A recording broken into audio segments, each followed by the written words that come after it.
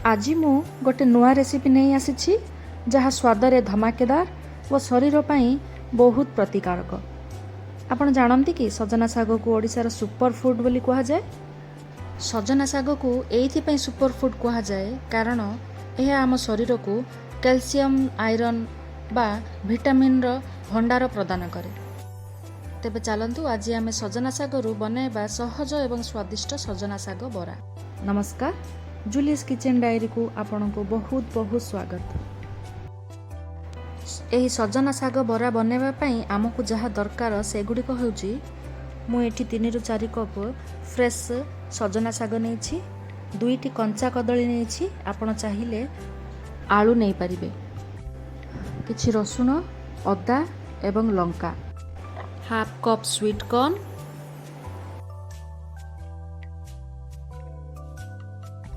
दुईटी पियाज को finally chop करी रखी नेछि, 1 कप चाउल को भल भाव धोई गोटे घंटा पर्यंत बतुराई रखी नेछि।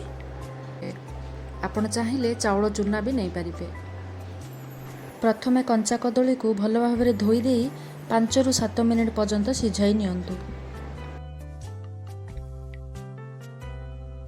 वर्तमान बतुराई रखिथिबा चाउलरू एक्सेस वाटर को बाहर करी आनी सेथिरे अदा रसुण लंका को मिसाई एवं सेथिरे 1 चमच जीरा को देई भल भावरे बाटी नहीं गोटे थिक पेस्ट प्रस्तुत करी रखी नेबा।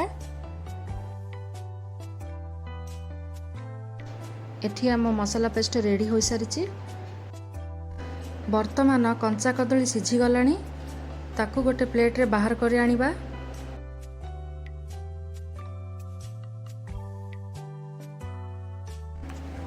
कंचा कदली को किछि समय पई ठंडा हवा पई छाड़ी दबा। ठंडा हो सारिला परे तार चोपा बाहर करी नबा। कंचा कदली एही परी चारिपटरू छुरी सहाय्य रे कट देई अति सहजरे चोपा छड़ाई नबा। चोपा छड़ाई नहीं ताकू छोट छोट पीस रे काटी रखिबा। एही कदली को रफली चॉप करी नेबे।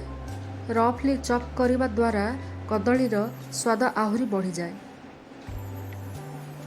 काटी रखिथिबा कदली को साइड रे रखि दियंतु। वर्तमान सजना सागरे बाटी रखिथिबा पेस्ट को ऐड करंतु। कंचा कदली को भी ऐड कर नेली, काटी रखिथिबा पियाज को भी ऐड कर नेली, सेथिरे किछि स्वीट कॉर्न भी ऐड कर नेली। बरा बनैबा पई मु एथिरे किछि बेसन मिसैछि, धनिया गुंड, हलदी गुंड, लंका गुंड और स्वाद अनुसार लुण। वर्तमान यह एक मोटा मिश्रण हेबा पर्यंत भलर मिसांतु। मिसाइबा समय रे आवश्यकता पड़िले अल्प अल्प पानी देई मिसाई नेबे। एहार स्थिति बरा बनाइबा पई सठिक हेबा दरकार।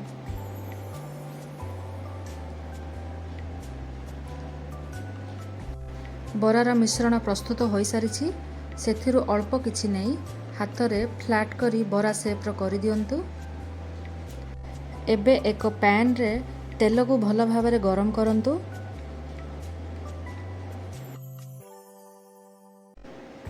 तेल गरम हो आसिले बनाई रखिथिबा बरा गुडी को गोटे गोटे रखि नियंतु। बरा पकाइबा समय रे गैस रो फ्लेम को लो रखंतु, नचेत बरा गुड़ाक पोड़ी जाई पारे। गोटे साइड हो गला परे अन्य साइड को फ्लिप करी नेबे।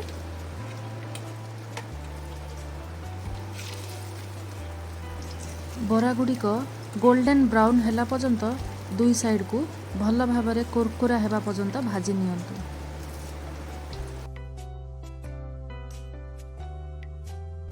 वर्तमान आम बरा गुड़िक गोल्डन कलर रे भाजी हो गलानी। सजना सागरे बहुत गुड़ाए विटामिन रही थाए। एथिरे थिबा आयरन, कैल्शियम और अनेक विटामिन आम दृष्टि शक्ति व अस्थि को मजबूत करिबा व रोग प्रतिरोधक शक्ति वृद्धि करिबारे बहुत लाभकारी होई थाए। एते लाभ थिबा व्यंजनटी को आपण आज घरे बनाई देखंतु। ଏବଂ ତାର ସ୍ୱାଦ ଏବଂ ଲାଭ ଉପଭୋଗ କରନ୍ତୁ। ସଜନା ଶାଗ ବରା ପ୍ରସ୍ତୁତ ହୋଇସାରିଲାଣି। ଏହାକୁ ଆପଣ ଧନିଆ ପତ୍ର ଚଟଣି କିମ୍ବା ଟମାଟୋ ସସ୍ ସହିତ ଖାଇପାରିବେ। ଏହାକୁ ଆପଣ ଗରମ ଭାତ ସହିତ ସର୍ଭ କରିପାରିବେ ବା ଚା କିମ୍ବା କଫି ସହ ନାସ୍ତା ଭାବରେ ଖାଇବାର ମଜା ନେଇପାରିବେ। ଯଦି ଆପଣଙ୍କୁ ଏହି ରେସିପିଟି ଭଲ ଲାଗିଛି ତାହେଲେ ମୋ ଭିଡ଼ିଓଟିକୁ ଲାଇକ୍ ଓ ସେୟାର କରନ୍ତୁ। ଆପଣଙ୍କର କିଛି ନୂଆ ସଜେସନ୍ ଥାଏ କିମ୍ବା ଆଉ କିଛି ନୂଆ ରେସିପି ଦେଖିବାକୁ ଇଚ୍ଛା କରୁଛନ୍ତି ଆମକୁ କମେଣ୍ଟ ମାଧ୍ୟମରେ ଜଣାଇ ଦିଅନ୍ତୁ। ମୋ ଚ୍ୟାନେଲକୁ ସବସ୍କ୍ରାଇବ୍ କରନ୍ତୁ ଓ ବେଲ୍ ଆଇକନ୍କୁ ପ୍ରେସ୍ କରିନିଅନ୍ତୁ, ଯଦ୍ୱାରା ଆଗକୁ ଯେଉଁ ସବୁର ମୁଁ ରେସିପି ନେଇ ଆସିବି ସେସବୁର ନୋଟିଫିକେସନ୍ ଆପଣ ସର୍ବପ୍ରଥମେ ପାଇପାରିବେ। ଏହିପରି ସ୍ୱାସ୍ଥ୍ୟକର ରେସିପି ଘରେ ବନାନ୍ତୁ ଓ ଜୀବନକୁ ସ୍ୱାଦିଷ୍ଟ କରନ୍ତୁ। ଆଜି ପାଇଁ ରହିଲି, ଧନ୍ୟବାଦ।